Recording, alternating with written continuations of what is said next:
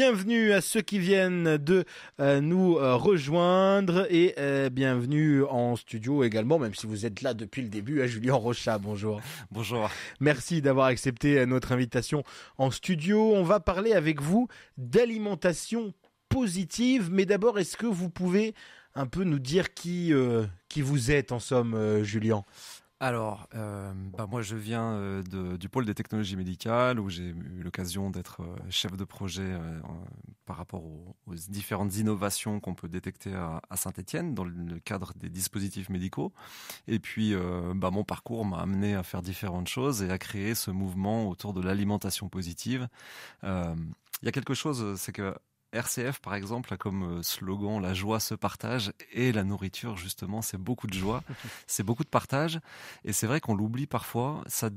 On a tendance, des fois, à avoir une alimentation qui est un peu punitive avec soi-même. On culpabilise parfois de son alimentation ou on a une mauvaise image de soi-même à travers ça. C'est important de remettre de la positivité dans tout ça, de remettre du partage et de la bienveillance, de dédramatiser l'alimentation. Finalement, c'est ce que j'allais vous demander. Qu'est-ce qu'il y a derrière le terme alimentation positive, mais vous venez presque de le dire, Julien.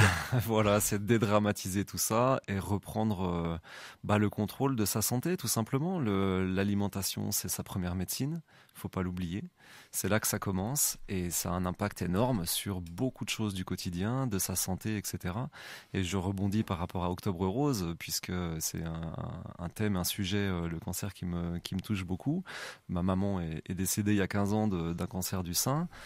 Et puis j'ai eu l'occasion de participer aussi, d'organiser avec l'association Ereka de mon ami le docteur Charles Vitello à des collectes de fonds sur l'hématologie et la recherche contre le cancer. Donc c'est des choses importantes et on l'oublie, l'alimentation a un impact sur ce sujet. Par exemple, on sait que les personnes en surpoids ont 3 fois plus de risques de développer un cancer durant leur vie que les personnes qui n'ont pas de surpoids. Donc c'est quelque chose de sérieux. On peut dédramatiser les choses, il faut dédramatiser les choses et amener de la joie et du plaisir dans tout ça.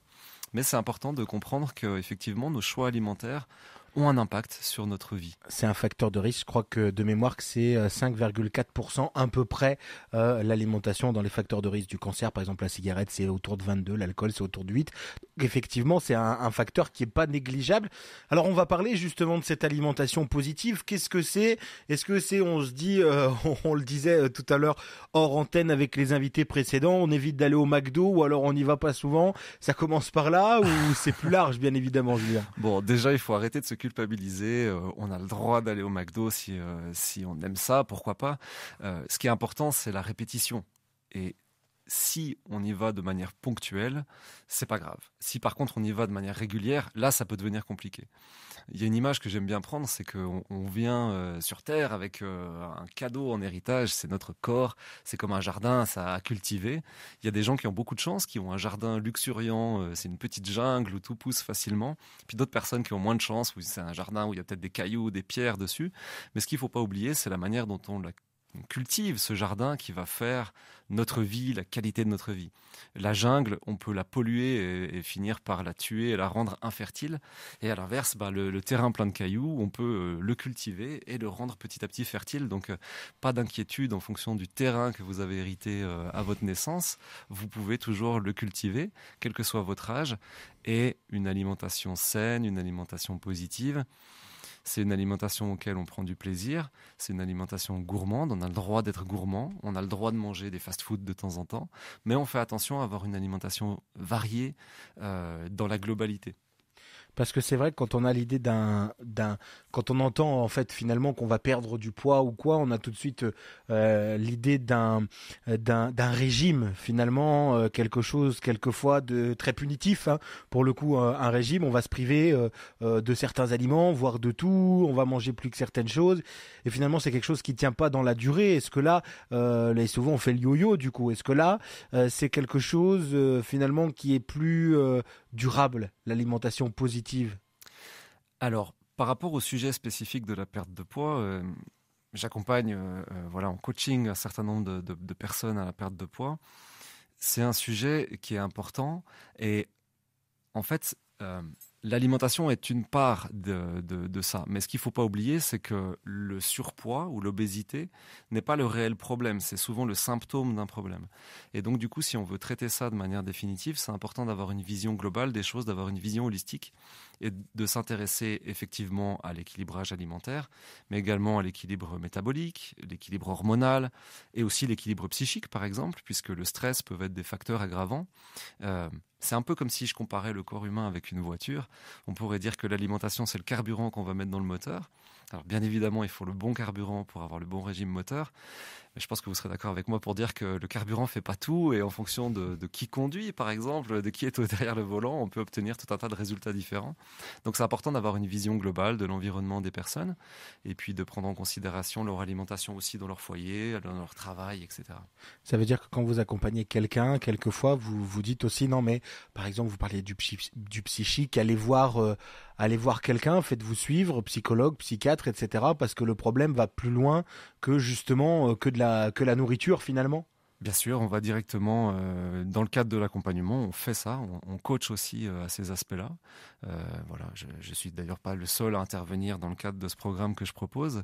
Il y a d'autres personnes, le docteur Loiselot, qui est clinicien au HCL à Lyon, qui intervient sur ce sujet-là, notamment sur les liens entre alimentation et émotion, en proposant des outils concrets pour la reprise en main de tout ça, des outils à appliquer dans son quotidien pour vaincre le stress, etc. Alors moi, quand on va sur votre site, si on scrolle un petit peu, qu'on descend un petit peu la page, on arrive sur des outils pratiques pour être en forme, puisque bah voilà, hein, l'alimentation c'est une chose, mais je suppose qu'il faut aussi on remet de l'activité physique justement, au moins de la marche, si on n'est pas accro aux salles de sport. Alors c'est une très bonne question. On a eu l'occasion d'en discuter hors antenne. Souvent, on associe le poids au sport, notamment. Et c'est vrai que c'est un faux ami. Le sport est excellent pour la santé parce que ça fait du bien au système cardiovasculaire, au système pulmonaire, respiratoire, ça fait du bien au moral.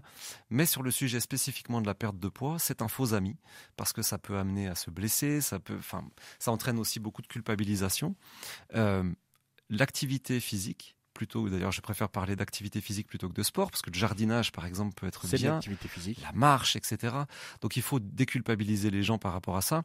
On peut avoir une excellente santé et un poids contrôlé sans forcément être inscrit dans un club de marathon ou faire du jogging. Voilà, c'est tout à fait possible de gérer sa santé tout simplement par l'alimentation. C'est par là que ça commence. Si en plus vous faites du sport ou de la marche, tant mieux, c'est génial, mais c'est un bonus. Et puis dans les outils pratiques pour être en forme, du coup, je vois par exemple 90 petits trucs, petites pensées et autres petits trucs pour perdre vos kilos en trop. Vous nous en donnez une ou deux ou pas, Julien? Tout ça, c'est des choses en fait que j'aime bien parce que l'idée, c'est vraiment de déculpabiliser les gens par rapport au sport, à leur alimentation, à tout ça. Il y a des choses très simples qu'on peut mettre en place dans son quotidien. C'est peut-être de prendre l'escalier plutôt que de prendre l'ascenseur. C'est peut-être d'acheter local son alimentation plutôt que d'acheter de la nourriture industrielle qui est fabriquée de manière un peu médiocre. Voilà, c'est cette idée du jardin en fait. Vous avez un jardin, c'est à vous de le cultiver. Vous avez la liberté de le faire comme vous le souhaitez. En plus, on a de la chance, c'est qu'on a un corps qui est capable d'encaisser beaucoup de maltraitance. On peut maltraiter son corps et il l'encaisse. Alors c'est trompeur en fait, parce que ça peut donner l'impression qu'on peut mal manger ou mal se comporter avec son corps et que ça tient. Le problème, c'est qu'au bout de 10 ans, 20 ans, 30 ans, là on peut commencer à payer le prix de tout ça et ça peut finir par coûter cher. Oui, il y a une forme d'inertie finalement dans le corps, tout ne vient pas immédiatement.